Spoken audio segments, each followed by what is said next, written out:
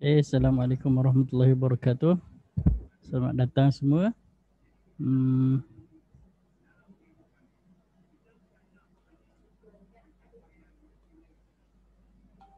Sebelum start saya nak on dulu dekat Facebook.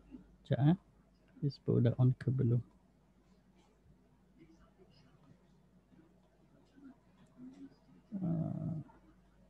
Tunggu di load sekejap. Okey.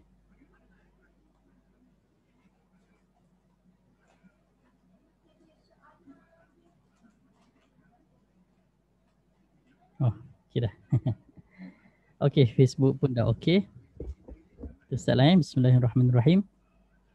Assalamualaikum warahmatullahi wabarakatuh. Alhamdulillahirabbil alamin wassalatu wassalamu ala rasulil amin wa ala alihi wa sahbihi ajmain wa ba'd. Pertama sekali saya ucapkan tahniah, terima kasih kepada semua kerana sudi meluangkan masa pada malam ini. So tajuk pada malam ini dia tajuk santai habis lah. Tak ada apa sangat yang apa ni, tak ada yang melibatkan teknikal sangat. Okay. Sebelum itu, sebelum kita start, kalau sekiranya suara okey, gambar okey, boleh tekan 1. At least saya tahu. Bagi respon sikit lah. Tekan 1. Okay, gambar okey. Suara okey, tekan 1. Jangan saya adjust sikit. Okay. 1.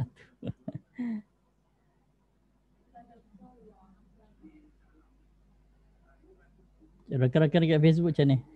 Kalau suara okey, gambar okey, boleh respon, tekan 1. Malam ni tak ramai. Memang saya expect tak ramai pun sebab topik dia tak menarik kan. Topik dia agak macam agak motivasi sikit lah.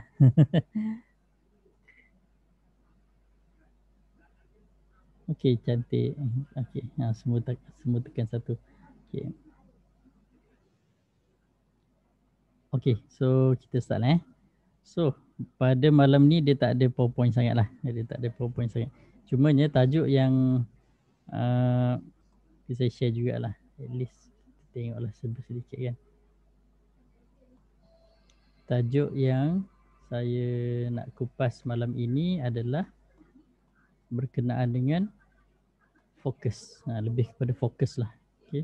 So tajuk dia adalah, kalau tuan-puan tengok dekat slide PowerPoint tu kan, yang ke-29 dah. Kita dah nak habis lah, lagi 2 topik je lagi. Bukan lagi 2 topik, ini last lah. Okay, ini last topik. Daripada first kita start dulu. Tajuk yang pertama, kalau siapa-siapa masih ingat lagi kan, pejam celik sekarang dah masuk yang ke-29 dah. Dekat Facebook macam blur sikit dia punya gambar dia. Saya tak sure, rakan-rakan yang lain boleh nampak okey tak dekat Facebook? Gambar okey tak? Sebab dekat saya punya komputer ni dia macam blur sikit. Okay, internet loading tak kuat. Ni kot.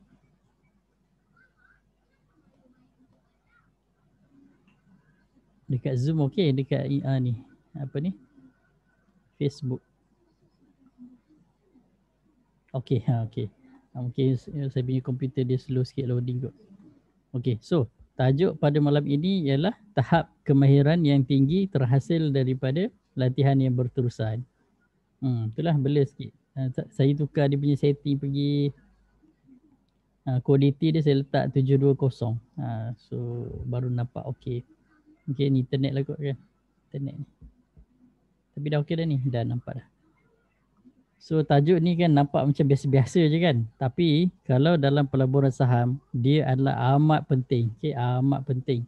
Especially kalau sekiranya tuan-puan adalah seorang traders. Kenapa saya cakap amat penting? Sebab even kalau kita dah belajar semua jenis teori-teori yang ada di luar sana, okay, tak kisahlah sama-sama ada teori dari segi uh, apa ni, basic technical analysis kan, support macam mana, resistance macam mana, trend line macam mana, nak detect uptrend macam mana, nak detect downtrend macam mana, nak detect sideways macam mana kan. And then kalau nak pergi lebih detail lagi, macam mana kita nak baca Elliott wave kan, Elliott wave nak tengok yang bullish Elliott wave, bearish Elliott wave, nak tengok wave yang keberapa kan, bila dia punya retracement kan, apa ni, bila dia buat correction kan. Kalau dia buat retracement pula, kita ukur lagi gunakan Fibonacci pula kan, berapa dia punya retracement. And then kalau nak lebih detail lagi, tuan-puan boleh kaji tentang cubic pattern, nak tengok adakah dia bullish punya cubic pattern ataupun accumulation ataupun bearish punya cubic pattern, tak kisah. Okay? Ataupun kalau tuan-puan belajar pula tentang fundamental analysis kan, belajar pula tentang business, tentang apa ni, business model, tentang dia punya financial apa ni, statement, tentang financial ratios, tentang valuation, semua segala yang kita belajar itu sebenarnya apa ni, walaupun banyak perkara yang kita belajar kan, tapi kalau kita tak praktis, dia jadi macam something yang kita hanya tahu tapi tak dapat menguasai. Faham tak? Faham tak apa yang saya cuba nak masukkan ni? Kalau faham, tekan kosong. Suka pula kan dia minta nombor ni kan. Dia minta nombor yang bagus tau, bukan minta nombor ekor. Kalau faham, tekan kosong. Okey, maksud dia kita boleh belajar macam-macam. Okey, kita boleh belajar macam-macam. Tekan nombor di baju. Apa ni nombor dekat baju saya? Nombor berapa ni? Nombor 6. Saya pun tak perasan ada nombor.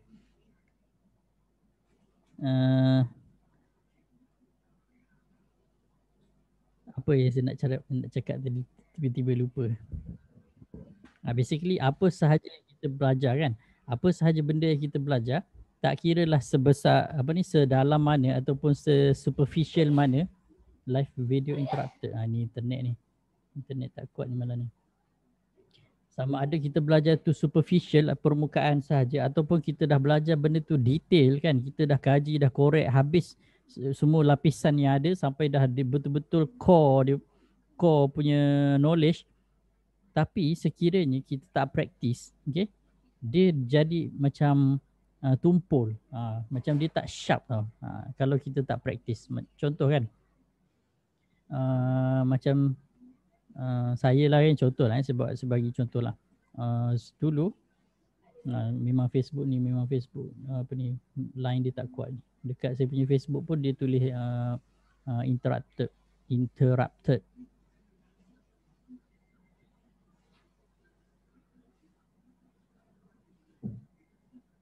Okay.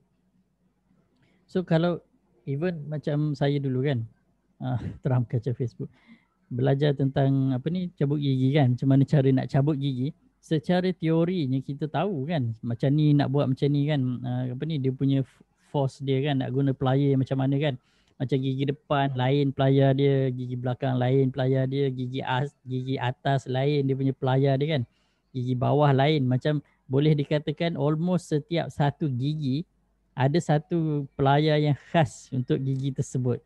Almost lah kan, bukan semua lah. Okay. Macam gigi geraham kan, kita ada 3 gigi geraham atas, 3 gigi geraham bawah kan. So setiap satu gigi geraham tu dia ada special, dia punya dipanggil faucet lah kan, faucet yang kita pakai pelayar gigi tu kan. Dia ada special dia. Okay? Tak boleh macam pukul rata semua pelayar untuk semua gigi, tak boleh. Gigi depan lain pelayar dia kan, gigi bawah lain lagi pelayar dia kan. Kalau macam kalau saya nak lukis, saya ingat lupa, dah lama tak praktis kan. Dia macam ni. Sharing sikit lah. Kalau contoh gigi depan kan, sebab gigi depan dia morfologi dia lebih kurang macam tu. Okay, dia punya gigi depan dia. So pelayar dia, bentuk dia macam ni. Dia straight macam tu. Dia punya pelayar dia lebih kurang macam tu. Forceps dia lah dipanggil, forceps. Dia straight. Kalau gigi bawah, okay, kalau gigi bawah ni dengan akar sekali lah.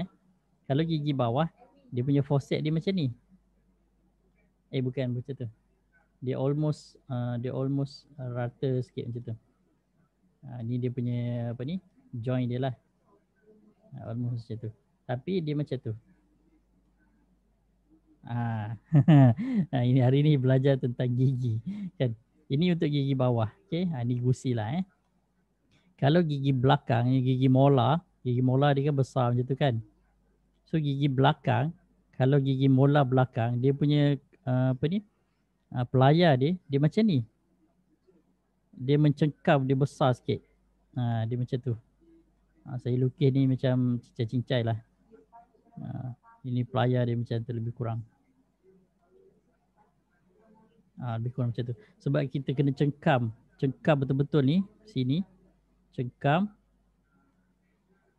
Okay. And then kena pusing-pusing sikit dengan tangan. Okay, pusing-pusing sikit. Bagi dia loose sebelah sini, bagi dia goyang-goyang sikit. Baru boleh tarik sikit-sikit. Kalau kita force tarik terus naik atas, dia akan patah kat sini. Itu masalah besar. Kalau patah tu, memang kena korek. Yang nak korek tu pula dia panggil couplant. Couplant dia macam ni bentuk dia. Dia tajam kat ujung tu.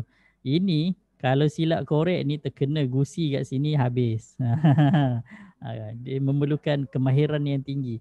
So untuk mendapatkan kemahiran yang tinggi untuk kita cabut gigi, kita bukan setakat belajar teori sahaja tau. Sebab tu kalau kalau compare lah doktor-doktor yang senior kan dengan student-student yang baru praktis 1-2 patient, memang totally different. Okay, sebab bila kita dah pegang pelayar ni dan kita dah pegang gigi tu pun, kita dah dapat rasa dah.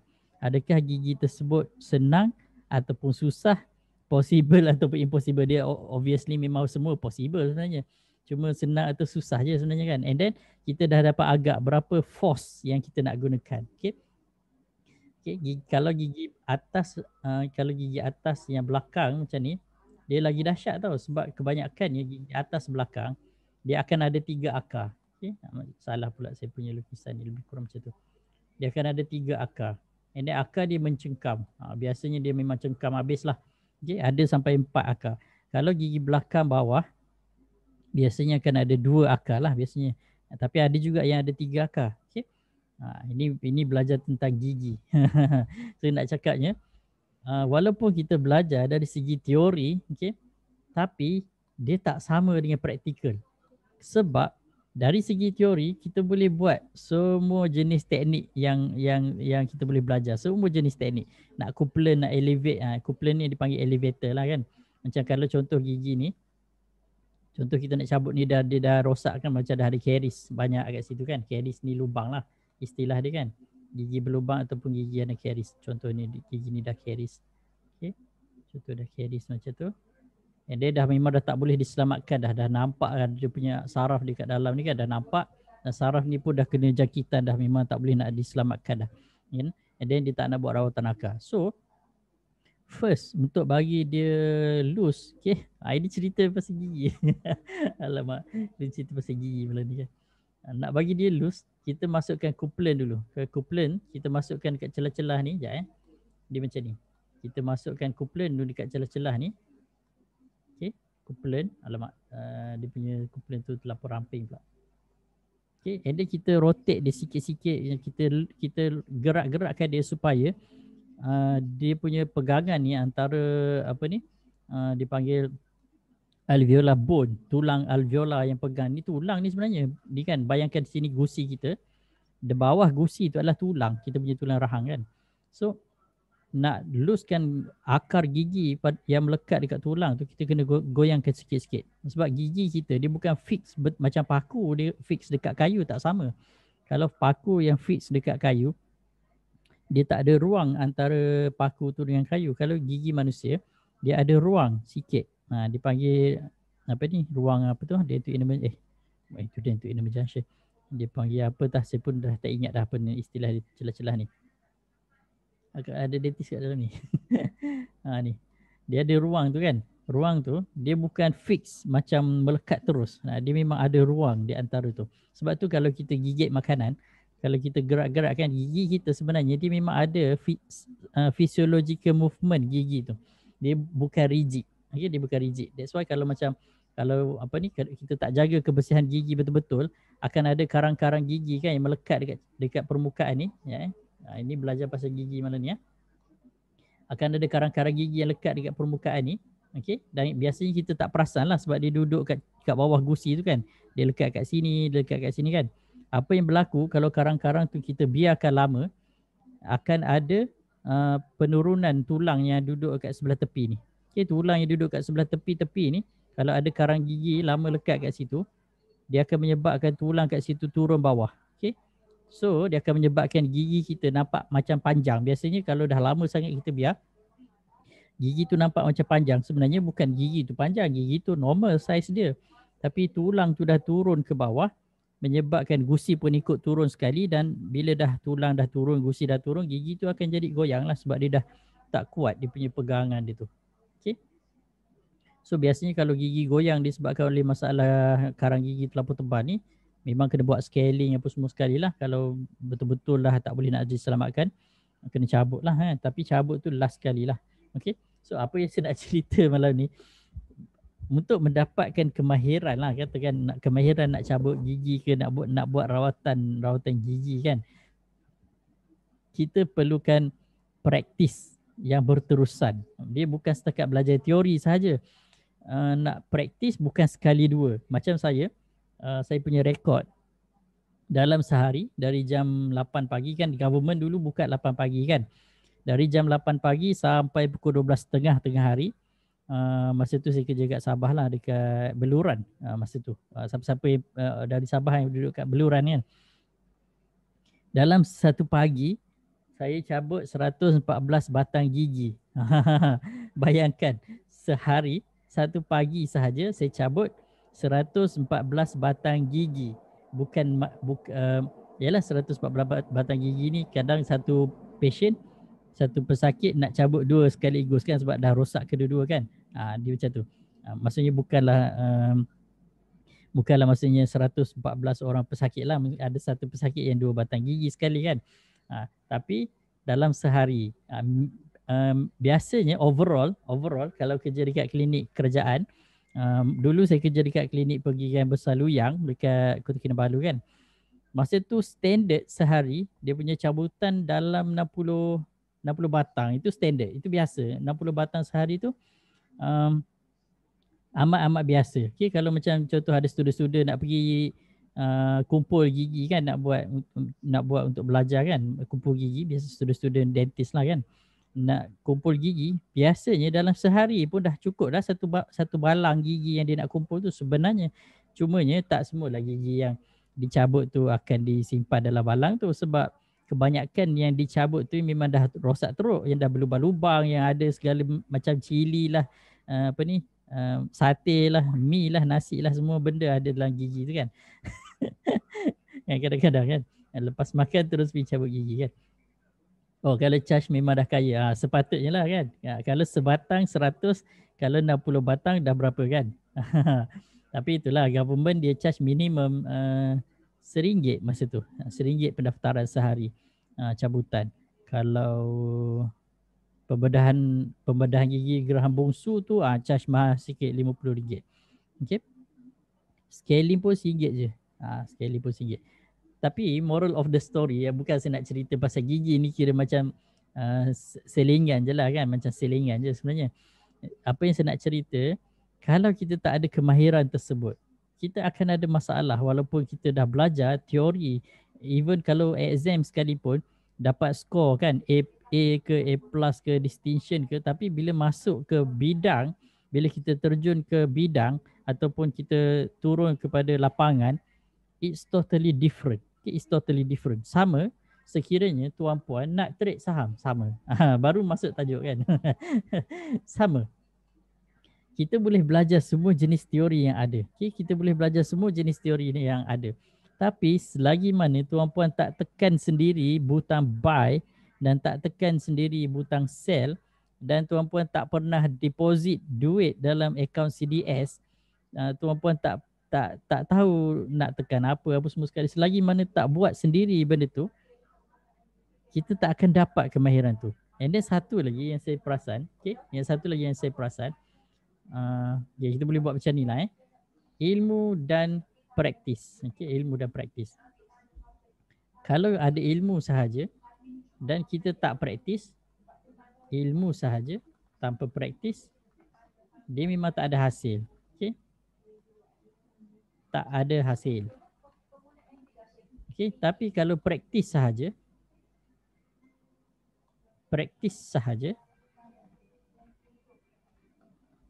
tanpa ilmu, akan ada hasil. Okay, ada hasil. Ada hasil yang salah. Ataupun hasil yang cacat. Ataupun hasil yang buruk. Hasil yang tak betul lah. Okay? Hasil yang tak betul. Sebab itu kebanyakan daripada kita lah jenis yang kaki study memang study lah, macam-macam study apa semua sekali, tapi bila nak praktis takut. Ada jenis yang tak belajar apa-apa tapi terlampau berani terus bertindak. So hasil dia dekat sini. Dia kan kita bercakap dalam pelaburan saham kan. Kalau kita hanya belajar sahaja tapi kita tak praktis, dia akan tak ada apa-apa hasil. Tapi kalau kita praktis terus tapi kita tak ada ilmu yang betul, dia akan ada hasil. Tapi hasil dia sama ada hasil dia salah, cacat, buruk. Kalau dalam pelaburan saham ni, apa? Kalau praktis tanpa ilmu dalam pelaburan saham, dia akan jadi apa? Siapa boleh teka? Siapa boleh teka? Yes, loss. Boleh rugilah. Okay, rugilah. Sebab dia melibatkan duit kan, dia boleh rugi. So cuba bayangkan. Okey, dia macam ni tau. Berapa tahun tuan-puan belajar untuk bekerja dan dibayar gaji? Contoh kan, kalau SPM daripada tingkatan 1 dari sekolah rendah lah kan, daripada sekolah rendah sampai darjah 1 sampai darjah 6, masa zaman saya dulu UPSR lah kan, tak tahu ada lagi UPSR sekarang. Lepas tu PMR, lepas tu SPM kan, and then sambung lagi diploma kan. Dah berapa tahun kan, dah sampai daripada umur 7 tahun sampai umur 17 tahun, dah 10 tahun dah kat situ kan. And then daripada umur 17 tahun ambil diploma lagi kan. Kalau yang ambil diploma lah, kalau yang terus masuk universiti mungkin dalam 4 tahun 5 tahun belajar universiti. So dah 10 tambah lagi 5 tahun, dah 15 tahun. So daripada 15 tahun tu, 15 tahun kita belajar kan. Belajar kan daripada sekolah rendah, sekolah rendah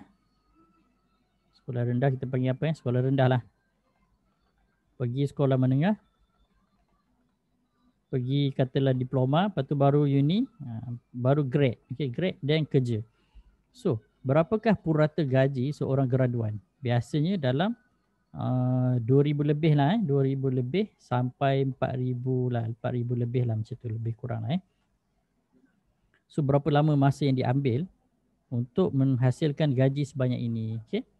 So daripada sekolah rendah sampai sekolah menengah sampai universiti, itu then dapat gaji sebanyak ini. Ada yang lebih lah tapi dia bergantung kepada pengalaman lah dan apa bidang lah sebenarnya kan. So dalam pelaburan saham, dalam pelaburan saham, adakah kita expect, adakah kita expect kita hanya belajar dalam sebulan 2 terus kita akan dapat sebegini? Maksudnya consistently lah maksudnya consistently. Boleh ke tak boleh? Boleh ke tak boleh macam tu? Kalau ikut logiknya macam mana? Boleh ke tak boleh? Ada jawapan tak?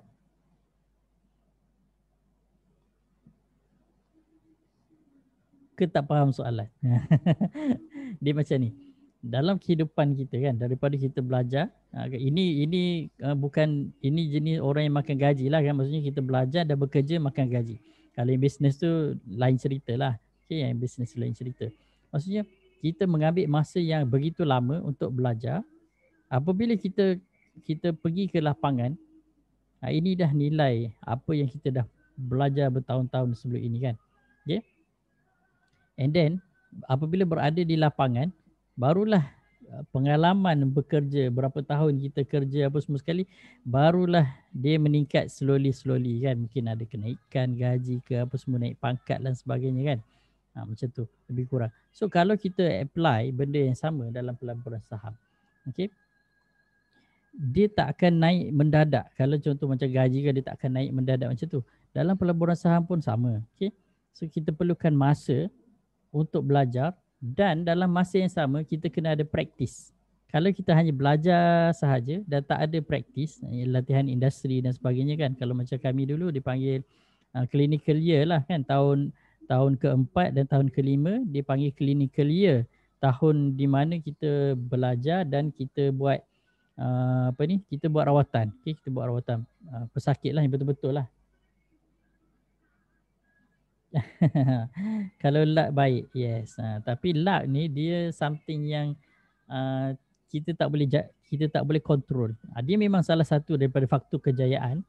Luck memang memainkan peranan yang penting kan. Tapi dia adalah external factor yang kita tak boleh nak control. Okay, kita tak boleh nak control. Apa yang kita boleh control adalah kita punya knowledge dan kita punya practice. Sebab gabungan di antara knowledge dan practice ni, apa yang akan terhasil dekat tengah-tengah ni? Apakah yang akan terhasil dekat sini? Di antara gabungan di antara knowledge dan practice ni. Kat sini. Siapa boleh teka? Yes, betul. Dia akan menghasilkan pengalaman. So sebenarnya pengalaman ini amat berguna sebab dia datang daripada ilmu yang kita ada dan praktis. Praktis ni atau apa ni istilah dia, latihan lah. Okay, latihan yang kita buat. Okay. Pernah dengar tak proverb ni, dia cakap, Bruce Lee cakap, saya pun ingat lupa, dia cakap dia lebih takut orang yang berlatih satu jenis tendangan sahaja tapi dia praktis 1000 kali berbanding dengan orang yang belajar 1000 jenis tendangan tapi dia tendang sekali je setiap satu. Jet Li pula, Bruce Lee. Bruce Lee. Bruce Lee kan lebih kurang cakap macam itulah. So dia lebih takut orang yang belajar satu jenis tendangan tapi dia tendang 1000 kali. Supaya perfect dia punya tendangan tu kan. Maksudnya sekali tendang pintu pun tercabut kan. Daripada orang yang belajar 1000 jenis tendangan tapi sekali je satu. Sekali macam tu. So power tak dia punya tu? Dia punya proverb ni. So dalam pelaburan saham pun sama. Okay, dalam pelaburan saham pun sama. Tapi bayangkan, okay, ini tu buanglah ini tak ada kaitan sangat ni. Bayangkan sekiranya tuan-puan sini tak ada, sini pun tak ada. So kita duduk kat mana? kita nak terjun dalam satu lautan yang amat luas dan penuh dengan jerung. Lautan saham ni kejam sebenarnya kan. Lautan pelaburan saham ni kejam. Dia dipenuhi dengan jerung-jerung, dia dipenuhi dengan retailers, dia dipenuhi dengan senior traders, dengan institutional traders kan. Brutal. Dia dipenuhi dengan sepak terajang kalau kita buat istilah mudahnya kan. Lautan saham ni, okay, dia macam ni tau. Lautan saham ni bukan setakat dia dipenuhi dengan jerung-jerung, okay, jerung-jerung. Semua jenis ikan lah ada kat dalam pasaran saham ni kan, bukan setakat jerung je kan. Tapi bukan setakat itu sahaja, dia penuh dengan dia punya muslihat tau. Ada muslihat. Macam-macam jenis lah, daripada manipulation news lah, manipulation report lah, apa semua sekali kan, yang dibuat oleh otak-otak lah biasanya. Dia buy call yang menipu kan. Macam grup buy call biasanya akan ada lah kesempatan diambil dari situ kan. Kalau contoh dah ramai-ramai dalam grup buy call tu, orang akan ambil kesempatan lah kan. Macam dia akan okey canang kata ni. So semua orang pakat beli, dia pun jual. Macam tu. Contoh kan. So selain daripada itu sepak terajang lah kan kat sini. Ni. Sepak terajang. Sebab itu kalau nak betul-betul memastikan kita survive di dalam pasaran saham, at least kita kena tahulah sebersedikit. Okay? Kita kena tahu sebersedikit. Paling penting kena ada ilmu dekat sini. Tapi ilmu sahaja tak mencukupi. Okay? Ilmu sahaja tak mencukupi. Ilmu dia kena datang dengan praktis. So bila dah ada ilmu dan bila dah mula praktis pun masih tak cukup lagi tau sebenarnya. Kenapa? Kita memerlukan satu lagi faktor lain untuk mematangkan kita yang kita panggil sebagai sebagai apa? Faktor cepat. Siapa tahu? Faktor apa lagi? Satu lagi yang penting. Untuk menghasilkan pengalaman yang berguna. Okay. Jadi kena datang dari sini. Barulah dia akan jatuh ke sini. Sibuk macam ni je. Okay. Kita buang ini. Cepat, apa kat tengah-tengah ni? Alamak saya dah tulis. Emosi di dalam tu, di dalam praktis tu ada emosi, di dalam apa ni, rajin, tak tepat sangat. Cepat sampai dapat jawab. Kita berteka-teki hari ni. Hari ni dia topik santai je kan. Saya pun tak plan nak lama sangat.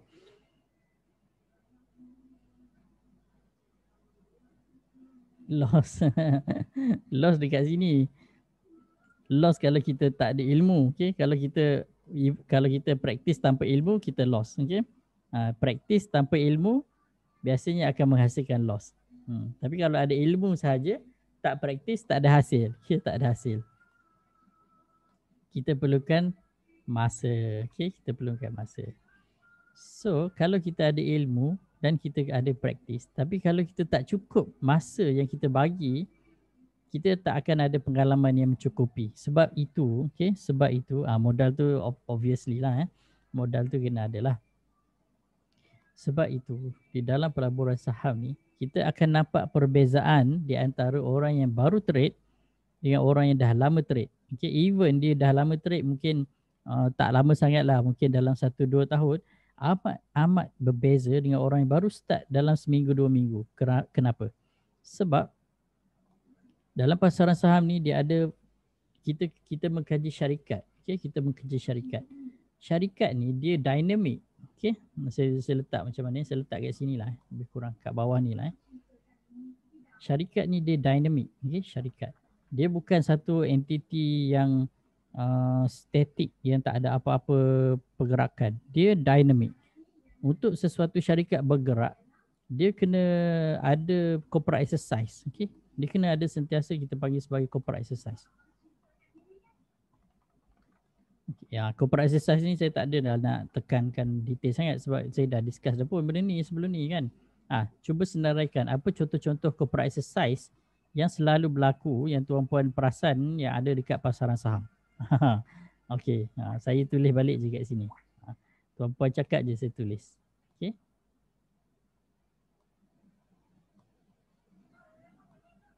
Okey, kita ada apa? Okey, sekejap saya panjangkan ni. Okey. Bonus issue. Okey, bonus issue. Kat mana dah dia pergi tu? Bonus issue. And then kita ada share consolidation, apa ni? Right issue, yes.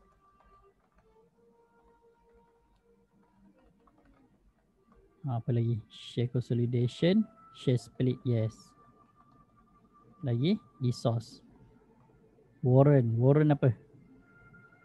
Warrant issue lah. Okay, warrant issue ataupun warrant ni dia ada juga warrant conversion pun boleh juga. Okay, warrant conversion. Maksudnya nak convert daripada warrant kepada mother share kan. Conversion. Okay, private placement. Okay, apa lagi? Dekat Facebook pun ada ni. Share split. Bukan split share. Lebih kurang lah Okay. Window dressing tu jarang berlaku lah, tapi adalah. Tapi window dressing nak cakap corporate exercise pun tak juga. Dia lebih kepada manipulation of financial report lah, lebih kurang. Tapi dia tak termasuk dalam corporate exercise. Window dressing tak termasuk. Mergers acquisition, yes. Mergers atau acquisition. Okay, acquisition. Okay, apa lagi?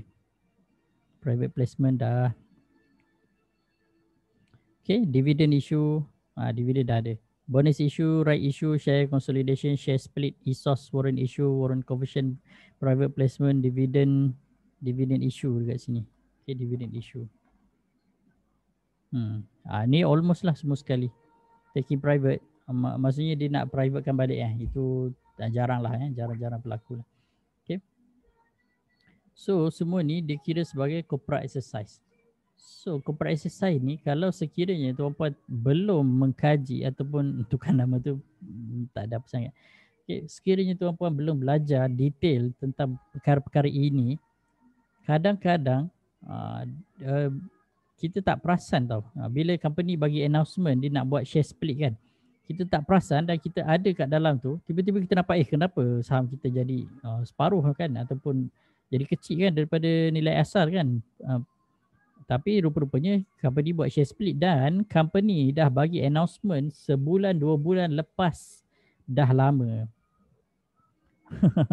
Itu yang saya cakap. Kalau sekiranya tuan-puan baru dalam pasaran saham, maksudnya kurang daripada setahun, okay, walaupun kita dah rasa macam kita dah tahu banyak perkara kan tentang technical analysis, dah belajar macam-macam dah kan, dari A sampai Z dah belajar tentang technical analysis, kita masih belum dapat merasai kesemua pergerakan isu-isu yang ada dalam pasaran saham. Belum lagi company kena blacklist lah, delisted kan, company kena PN17 lah kan, company kena OMA lah, istilah-istilah dia tu kan, saya tulis kat sini lah. Okay. Banyak lagi. Okay. PN17 ataupun GN3 kan, GN3 untuk ACE market. Kalau main market dia tulis PN17. Kalau ACE market dia GN3, tapi dia warning letter yang samalah. Company akan diberikan warning letter yang dia ada masalah, okay, dari segi kewangan lah biasanya. Tak hantar report ke kan, rugi je manjang kan. Dah lah kena delisted, macam utusan lah delisted. Sumatek pun kena delisted dah kan, kalau siapa-siapa yang tahulah. Okey, lepas tu mungkin kita terkena company OMA pula kan, OMA. Dia kena query sebab mungkin harga naik macam tak logik kan, terlampau tiba-tiba limit up. Bila lepas limit up tu kadang kena OMA pula kan. Sumatek dah kena delisted dah lama dah. Okey, lepas tu ada pula istilah dia selain daripada OMA, dia kena suspended pula kan, suspendul. Company suspended. Kadang-kadang yang disuspend ni mungkin ada news sama ada dia good news ataupun bad news. Kalau dia suspended sebabkan good news, dia akan buka dengan gap up yang kau-kau punya, ataupun dia memang tiba-tiba buka je terus mencanak kan. Tapi kalau suspended disebabkan oleh bad news, buka je gap down. Itu memang selalu berlaku. Okay? Tapi kita kena alert lah benda-benda macam ni kan. Satu lagi, suspended disebabkan oleh dah expired. Kalau macam warrant, dia kan ada tarikh mati. Ini pun saya selalu sebut juga ni. Warrant ni dia ada tarikh mati. Kalau sekiranya tuan-puan tak ambil peduli, tak ambil perhatian tentang warrant ni, dia punya tarikh mati dia kadang-kadang burn macam tu je. Okay, burn macam tu je duit yang ada kan. Contoh kita beli RM10,000, dia dah nak mati 2 minggu. Akan datang dia dah nak mati. Kita pun tak perasan, tiba-tiba dah cukup 14 hari sebelum dia mati, dia koma dahulu. 14 hari sebelum mati dia koma. Ini saya selalu cakap. Bila dia koma, kita hanya boleh buat 2 perkara sahaja. Okay? First, kalau dia koma, kita boleh tukar convert kepada warrant, convert kepada mother share. Okay, kalau warrant tu. Ataupun kita biarkan dia meninggal lah. Okay, dengan burn lah semua duit-duit yang ada. Okay. Cumanya kalau nak convert, kena tahulah berapa dia punya exercise price dia kan. Kalau exercise price dia macam tak logik, macam terlampau jauh daripada mother share dia, dia panggil sebagai apa ni, gearing dia terlampau besar, lebih daripada 40%. Bukan gearing, dia punya apa tu, istilah dia tu, gearing dia punya reaction dengan mother share, apa istilah dia, premium. Kalau premium dia lebih daripada 40%, memang dah tak berbaloi lah untuk kita convert kepada mother share. Better jual je kan. Tapi masalahnya kita selalu tak perhatikan benda-benda macam ni lah. Okay.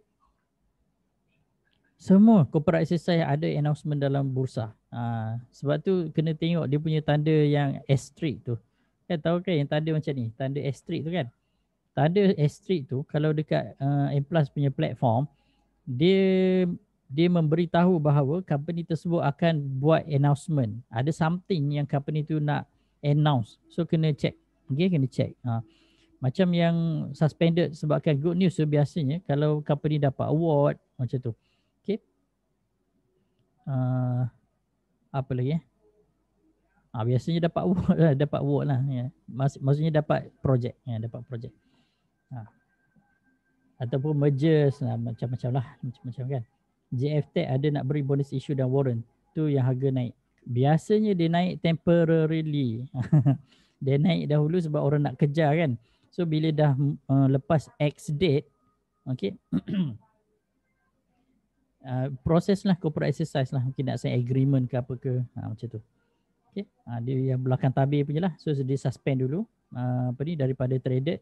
Mungkin ada melibatkan share swap ke, kan dia nak swap share, maksudnya nak bagi share kepada company lain ke macam tu kan. So kalau macam apa saya nak cakap tadi, yang bonus issue tu kan, biasanya masa X date bila orang dah dapat kelayakan untuk dapatkan bonus issue, lepas X date tu orang dah mula jual, selalunya dia akan menyebabkan dilution. And then satu lagi, kalau bonus issue akan berlakunya pertambahan jumlah share dekat pasaran. Apabila berlakunya pertambahan jumlah share dekat pasaran, akan berlakunya dilution. Okay, dilution. Maksudnya jumlah share meningkat akan menyebabkan harga share menurun. Okay, jumlah dah makin banyak, harga share akan menurun. Itu biasa berlaku lah. Sama juga dengan warrant conversion. Kalau banyak warrant ditukar kepada mother share, akan menyebabkan dia punya jumlah share meningkat dalam pasaran, menyebabkan price dilution dan dia akan drop. Okay, dia akan drop. Okay. So macam tu. So kalau kita tak faham benda-benda ni, okay, benda-benda muslihat ni ataupun corporate exercise ni, apa semua yang melibatkan syarikat, sebab syarikat dia dynamic, okay, kita akan ada masalah lah. Okay. Kadang kita masuk cantik dah ikut teknik analisis, sekali dia tutup sekejap suspended, dia buka gap down, kita pun dah panik. Tapi kalau ikut uptrend cantik kan, atas EMA 50 lah kan, mungkin ada signal lah, macam-macam arrow lah dan sebagainya, cross midline dan sebagainya, dalam Bollinger Band, sekali gap down juga. Bukan nak cakap teknik analisis tak berguna, tapi benda-benda yang melibatkan corporate exercise ni, dia punya efek direct kepada company. Okay, direct kepada company, dan kesan dia memang kadang-kadang agak kejam juga. Okay, agak kejam juga. Okay. So setakat ni boleh follow tak? Kalau boleh follow tekan 1. Kok ada yang dah pening-pening ni. Cuba respon sikit, at least saya tahu. Rakan-rakan kat Facebook pun samalah. Okay, kalau boleh follow tekan 1. Okay.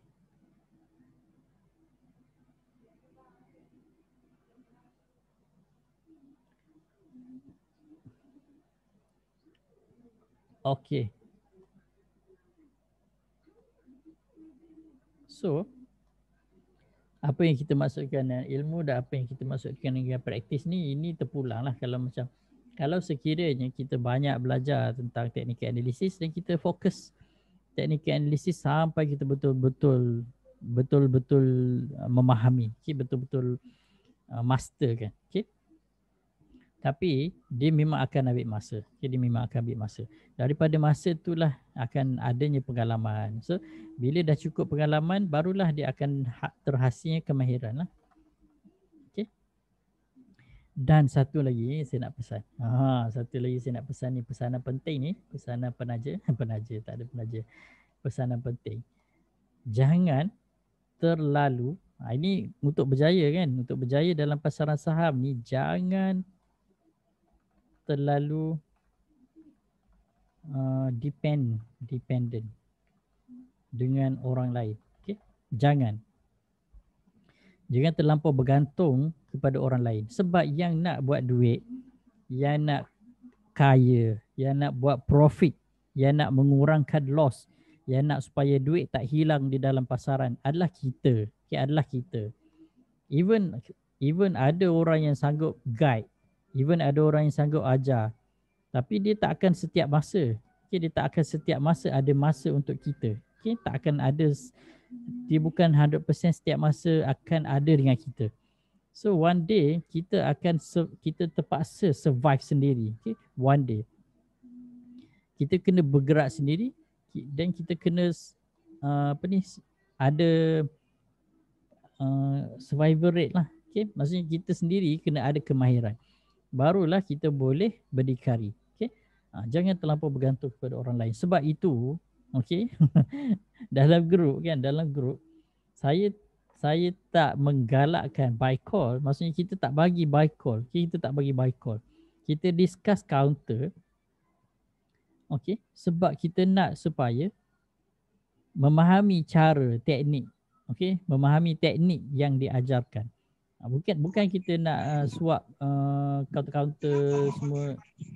Sekejap saya mute dulu mikrofon supaya tak ada gangguan. Okey, kalau tuan-puan perasan lah kan, mungkin memang ada lah kita share sikit-sikit lah counter kan. Tapi kita lebih kepada kajian. Okey, maksudnya bukan semua yang ada sharing dalam grup tu yang terbaik. Maksudnya tuan-puan kena kaji. Okey, kena kaji. Boleh pakai ke, tak boleh pakai ke.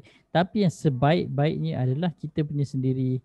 Okay, kita punya sendiri. Kita buat kita punya watch list sendiri. Kita buat kita punya kriteria kita sendiri. Tapi untuk dapatkan kita punya sendiri, kita kena melalui lah dia punya proses dia kan. Kena belajar dulu yang basic apa semua sekali.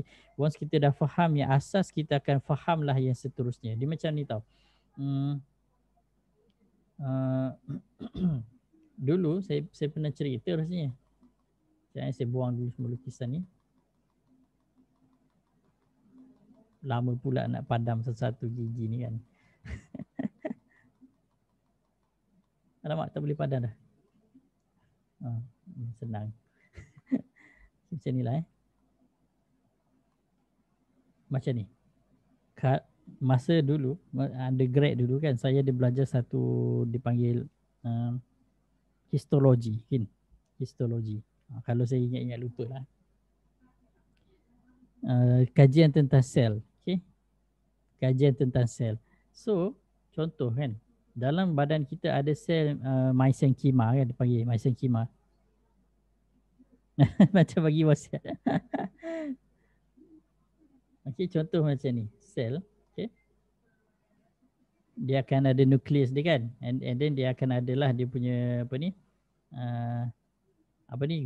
basal ganglion lah, basal ganglion tu nerve cell. Apa benda tu? Alah, tak ingat dah. Yang menghasilkan energi dalam sel tu. And then dia adalah dia punya cytoplasma dan sebagainya kan dalam sel-sel tu kan. So, kalau siapa-siapa yang belajar histologi ni, dia akan nampak sel-sel ni, dia akan tengok apa yang normal yang berada pada sel tersebut. Okay, dia akan tengok apa yang normal. So, untuk kita memahami, sebelum kita, actually saya nak cerita tentang sel lain. Okay? Contohlah, kita tengok apa yang normal dahulu. Okay? Contohnya semua sel ni nampak normal. Okay, cantik. Okay? Ada nukleus, ada dia punya itulah. Golgi tu saya dah lupa dah. Dia punya membrane cell kan kat dalam ni, dia punya ni isi dia biasanya air je lah kat dalam tu kan. Ni nasib tak jadi macam apa coronavirus. Okay.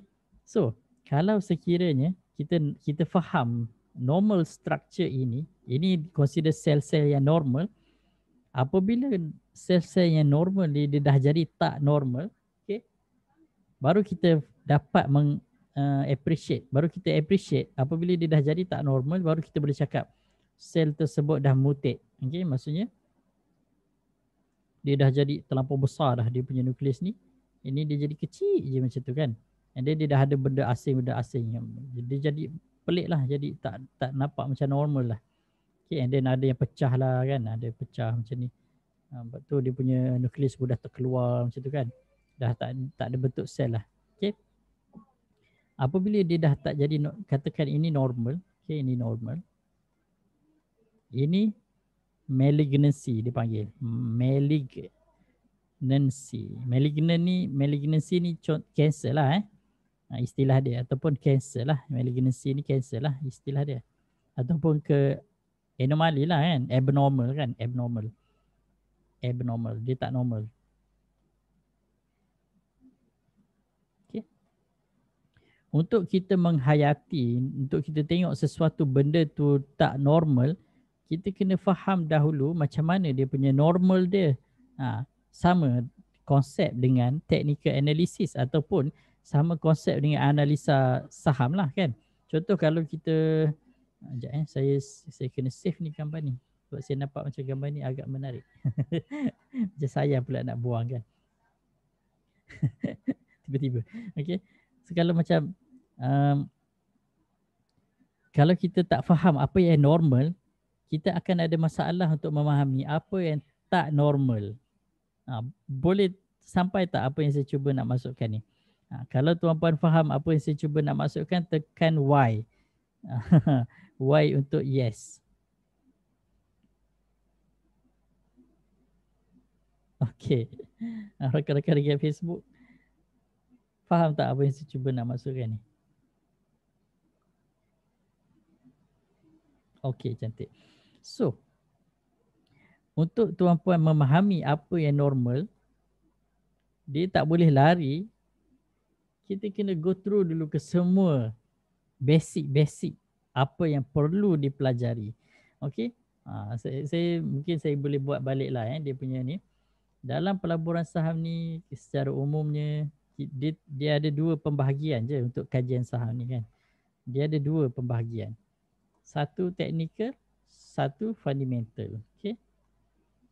Ini secara umum je. Okay, saya bagi secara umum je. Satu technical. Salah pula ejaan dia. Dan satu fundamental. Okay. So technical ni macam-macam lah kan. Technical ni pelbagai benda lah yang kita nak kaji kan. Macam saya, kalau dalam grup saya tekankan 3 perkara lah kalau tuan-puan nak kaji. Okay. Dalam technical ni saya tekankan 3 perkara. Satu, platform mastery. Yang kedua, chart mastery. Dan yang ketiga, emotion mastery. Okay. Emotion mastery. So dalam platform mastery inilah kita nak belajarlah segala benda berkenaan dengan trading platform. Dalam chart mastery lah yang kita nak belajar tentang chart lah, candle lah, support resistance lah, apa ni dia punya trend lah, indicators lah dan sebagainya. Dan dalam emotion mastery inilah kita nak belajar tentang emosi yang terlibat, psychological ataupun market sentiment. Dia sebenarnya market sentiment ni berlaku disebabkan oleh traders punya sentiment lah. Dan kalau kita nak memahami traders punya sentiment, kita kena faham diri kita sendiri. Okay? Kita kena memahami diri kita sendiri as a traders, as a human being, as a part of part of the process. Maksudnya kita sebahagian, kita adalah salah seorang yang terlibat dalam pasar saham kan. So kalau kita dapat memahami kita punya diri kita dari segi emosi, dari segi sentimen, apa yang kita rasa dekat pasar saham ni, kita akan dapat memahami crowd. Okay? Sebab kita sebahagian daripada crowd. And then dalam fundamental analysis, dia memang tak boleh lari lah. Okay? Kita memang kena kaji syarikat lah. And then dari segi kajian syarikat ni, dia ada 3 perkara penting. Fundamental ni pula dia ada banyak pembahagian lah kan. Ada Yang ni yang orang selalu cakap lah, bottom up lah, top down lah, apa semua kan. Tapi bagi saya dalam fundamental ni, apa yang kita nak tengok adalah valuation lah. Kita nak tengok value of the company kan. So, untuk tengok value of the company, dia tak boleh lari daripada 3 pembahagian. Pertama sekali kita kena tengok dari segi business model dia. Okay. Business model. Apa yang syarikat tu buat. Okay. Selain daripada itu, kita kena faham dia punya financial statement. Okay, financial statement. Apa yang direkodkan daripada sepanjang syarikat tu berjalan, okay, setahun-setahun, apakah yang direkodkan di dalam dia punya statement tu, untung ke rugi ke kan, hutang berapa banyak, aset berapa banyak saham yang dikeluarkan, okay, dan berapa banyak dividen yang company bayar kan, ada bayar dividen ke tak kan. Kalau bayar dividen, adakah syarikat tersebut mampu tampung pembayaran dividen dengan keuntungan yang dia buat, okay.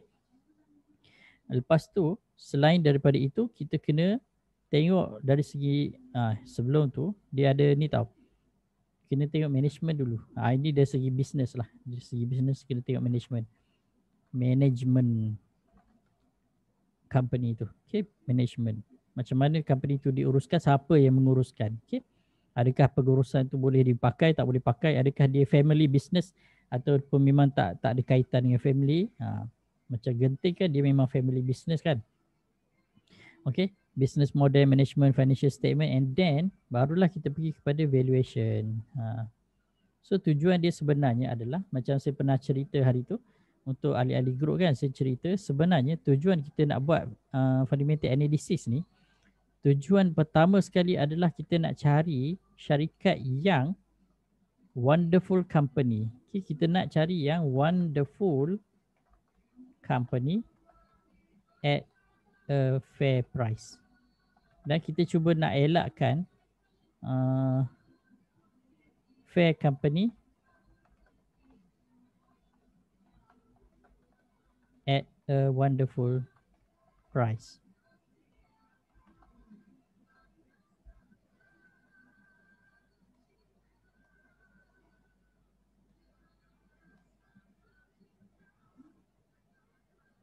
So salah satu cabang, okay, salah satu cabang daripada fundamental analysis ni yang dipopularkan oleh Warren Buffett, okay, kita panggil sebagai value investing. Okay, value investing kat sini lah, dia ada kat sini lah. Okay, dekat sini. Sebab fundamental analysis ni banyak jenis, terlalu banyak. Macam-macam jenis cara digunakan untuk mengkaji syarikat. Okay, dan salah satu cabang yang popular juga, tapi tak ramai orang tahu, iaitu value investing. Okay, value investing. So inilah yang akan saya sentuh dalam grup nanti apabila kita dah habis bahagian ni. Ini dah nak habis dah ni, sikit je lagi. Hari tu sepatutnya dah habis. Tapi sebab ada permintaan untuk kita revision balik teknik-teknik kan. So, okay, dari sini baru ada teknik. Okay, baru dari sini barulah ada teknik. Teknik-teknik ini adalah teknik entry lah, entry exit dan sebagainya. Dalam teknik itulah baru kita ada intraday, BTST, takat pisau lah, takat pisau, swing, tu sampai situ je. Okay, dan dari sini barulah adanya investment. Okay, invest. Baru dari sini barulah ada invest. Jadi sebenarnya saya ulang benda sama je ni kan, ulang-ulang. Tapi penting sebab kalau kita tak bagi overview yang macam ni, kadang-kadang kita lost. Kita tak tahu sebenarnya apa benda yang kita nak belajar dahulu. Okay, apa benda yang kita nak belajar dahulu. Okay. So, apakah yang membezakan fundamental analysis dengan technical analysis? Dia adalah timing lah. Timing yang akan membezakan fundamental analysis dengan technical analysis. So saya ulang balik apa yang saya pernah cakap sebelum ni. Saya tulis balik lah kat sini. Timing tu dia macam ni. Kalau kita sebagai seorang traders kan, untuk trading, ni saya ulang balik. Kalau ulang banyak kali, at least tuan-puan boleh ingat. You need to time the market. Okay, saya ulang balik. Kalau kita sebagai investor ataupun kita nak buat investment, okay, investment you need time in the market. Boleh faham tak? Ahli-ahli guru ni dah faham dah ni. Okay. Okay, kalau trading,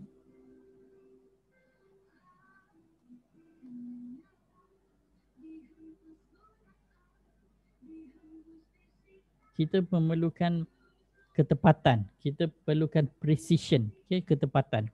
Kita kena time market tu betul-betul supaya kita tak tersilap apabila kita membuat, contoh kita nak buat entry ke dan sebagainya. That's why dalam group kan, dalam group kita ada pelbagai jenis indicators. Okay. Contoh ni kan, macam ada entry lah, ada exit lah kan.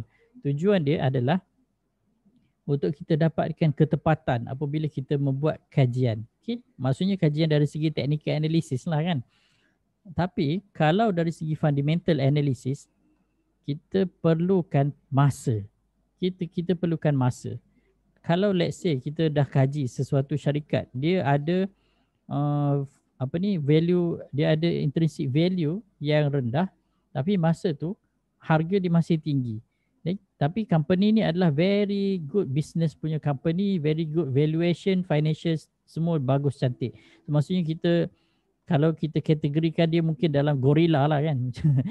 Ahli-ahli group ni dia tahulah kan pembahagian-pembahagian tu kan. Ada gorila kan, ada elephant lah, ada rhino lah, ada cow, ada cheetah, ada sloth, ada UFO kan. Contohnya kita dapat lah dalam banyak-banyak company tu, bila kita dah screen, kita dapat satu gorila punya company kan.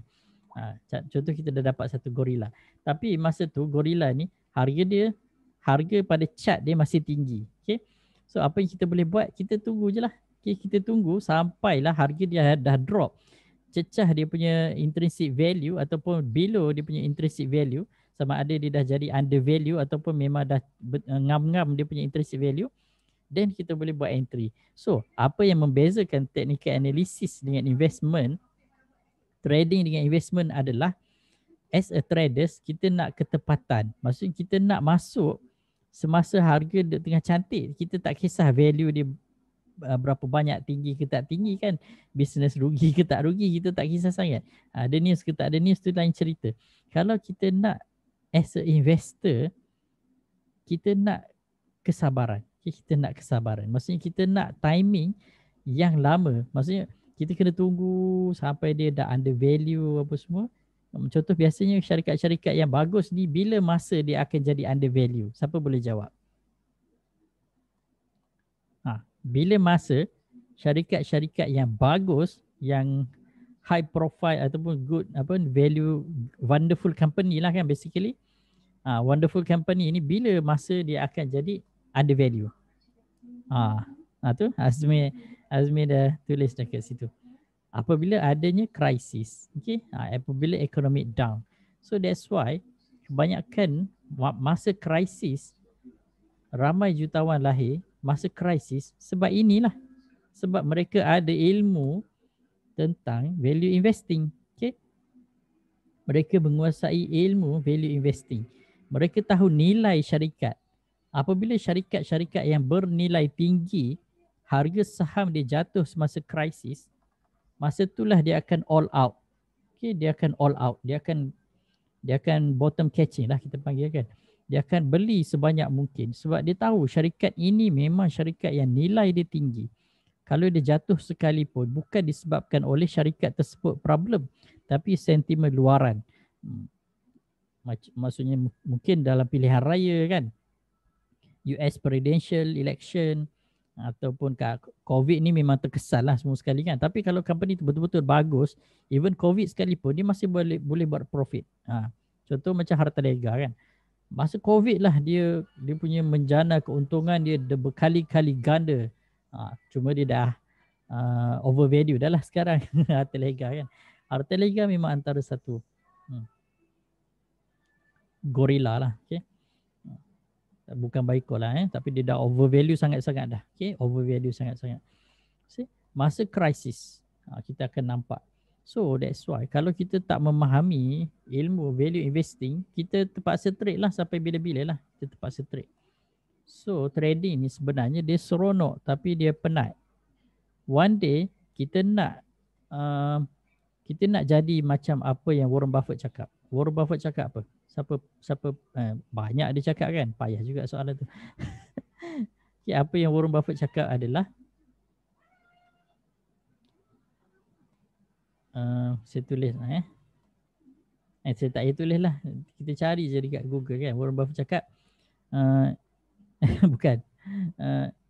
If you cannot make money while you sleep. Ni Warren Buffett cakap ni. Ni malas saya nak tulis. If you don't find a way to make money while you sleep, you will work until you die. Ini saya dah ulang banyak kali ni. Okay. Saya letak kat sini. Okay. Warren Buffett cakap, kalau kita tak jumpa jalan, tak jumpa cara untuk buat duit masa kita tidur, kita terpaksa bekerja seumur hidup sampai mati. Logik tak apa dia cakap? Logik lah kan, sebab dia dah buat dah sebenarnya. 80% daripada masa dia habiskan untuk reading, untuk membaca. Dia tak buat apa pun.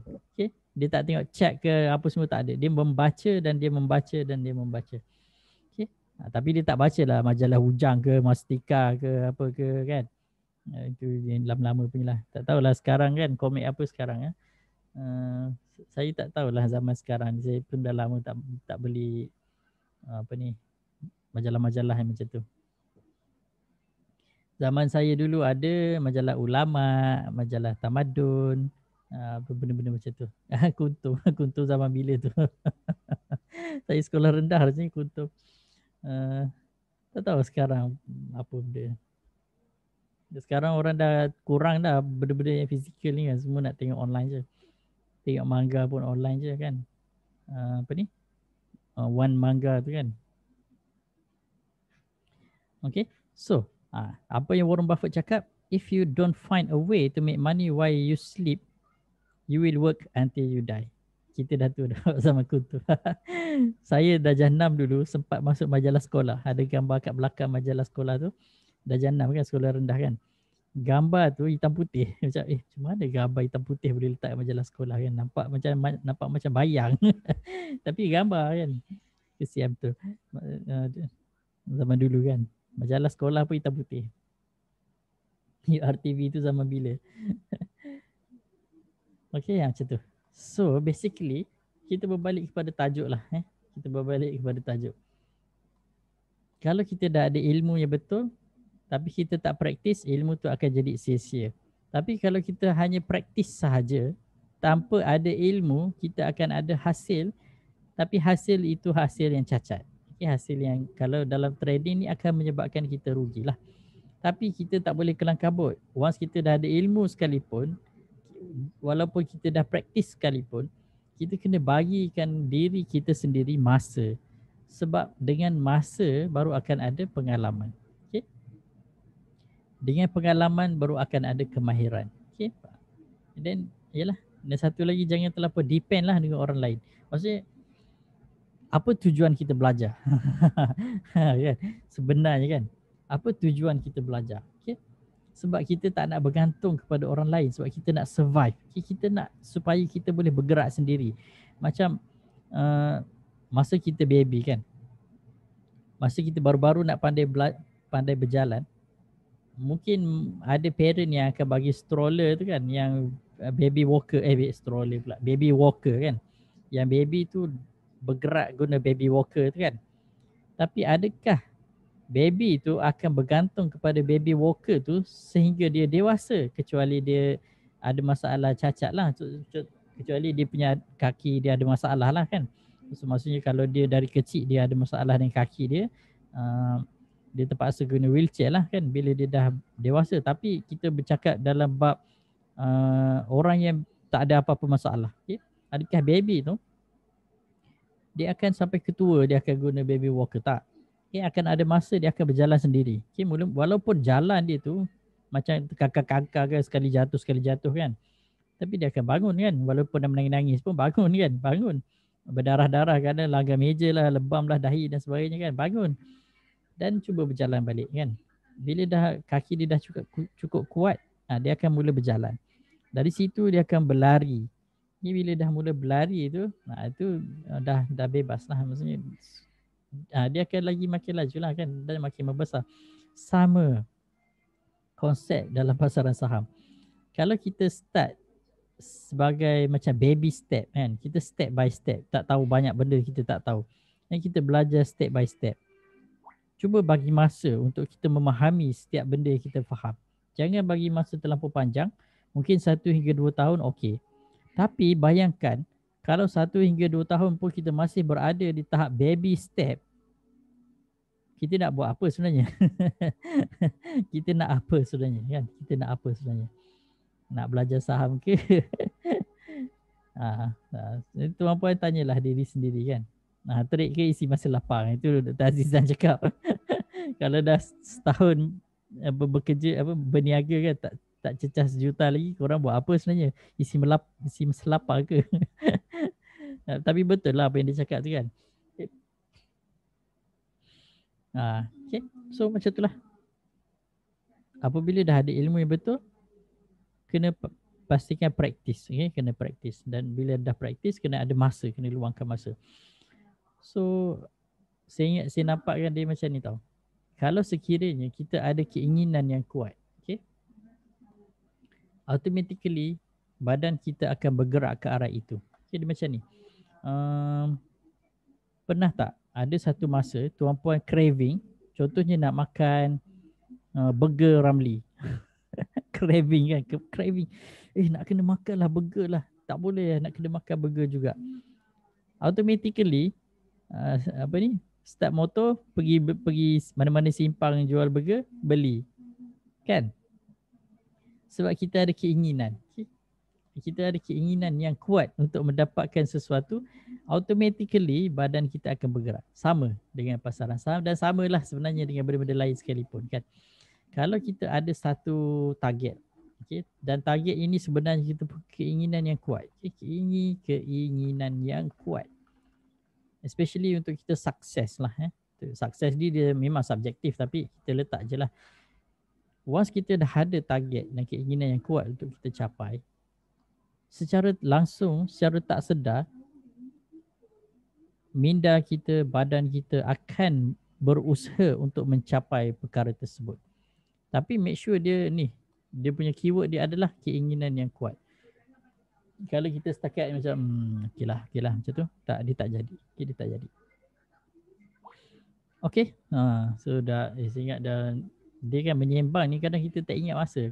Kalau saya ajar ikut silibus, kita boleh timing masa kan. Macam okey ni habis. Tapi kalau menyembang ni dia tak habis. Kalau menyembang nama lainnya main saham, bukan trade. Yes. Main saham main-main je lah. Kejap kadang untung kadang tak untung kan. Sebab kita tak ada target. Cuba kita target kita nak 100,000 setahun. Kita akan pecah-pecahkan dia punya tu. Target kita, modal kita ada berapa, kita nak berapa. Okay. So okey tak dapat sesuatu hari ini ke tak dapat apa-apa? Kalau dapat sesuatu tekan 1. Kalau tak dapat apa-apa tekan 0.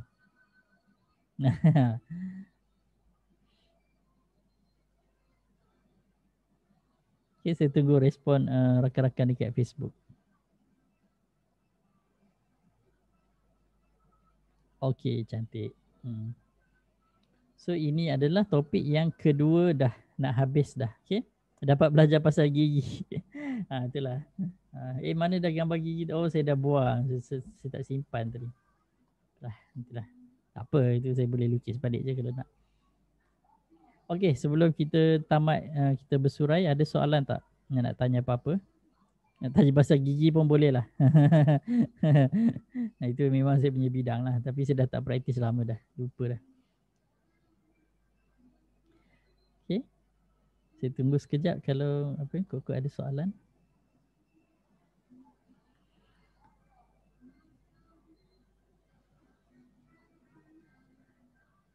Berapa lama masa disyorkan untuk mahir? Dia bergantung kepada kita punya tahap absorption. Okay? Tahap kita menyerap ilmu tu. Ada yang saya perasan, ada orang yang ambil masa lama dalam 1 tahun 2 tahun macam tu. Okey, mungkin lebih lah, mungkin 3 tahun. Ada orang yang cuma beberapa bulan sahaja. Okey, beberapa bulan sahaja dah okey dah. Okey.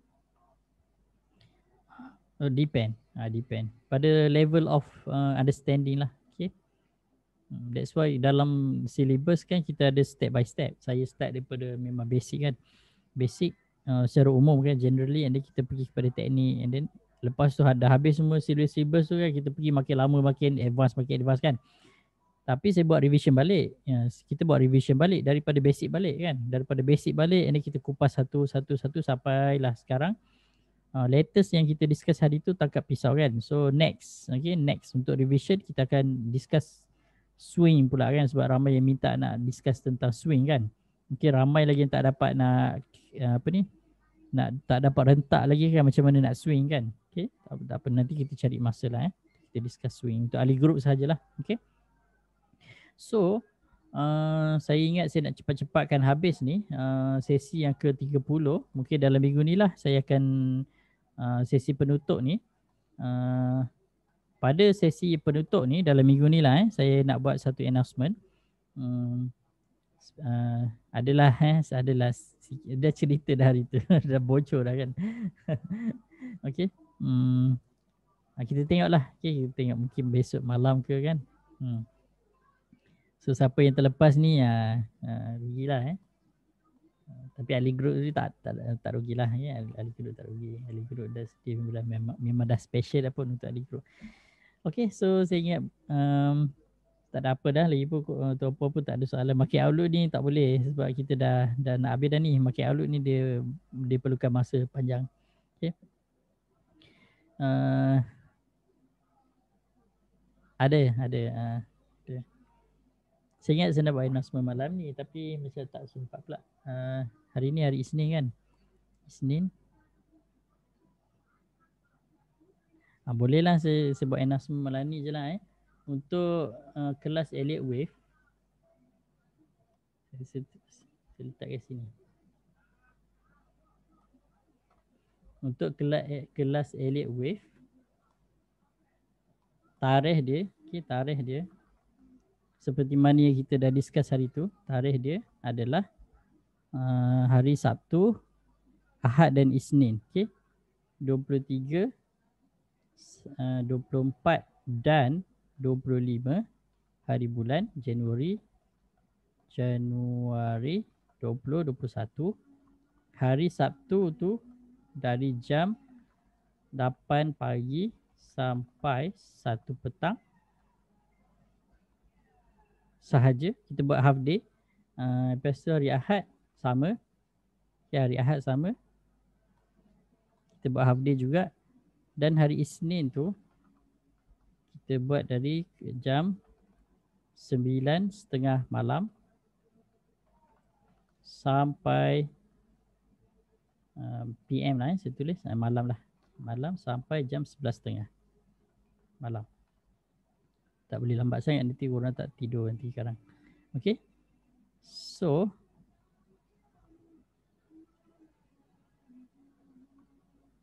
dia punya fee dia untuk ahli group, okay, untuk ahli group RM100 sahaja. Nanti saya bagi dia punya link dia. Okay. Sebelum tu saya buka hanya untuk 100 orang sahajalah. 99 sebab termasuk saya kan. 99 orang melalui Zoom. Melalui Zoom meeting. Fee untuk ahli group. Ya, dia tak ada kelas recharge tau sebab kelas online kan nak recharge macam mana.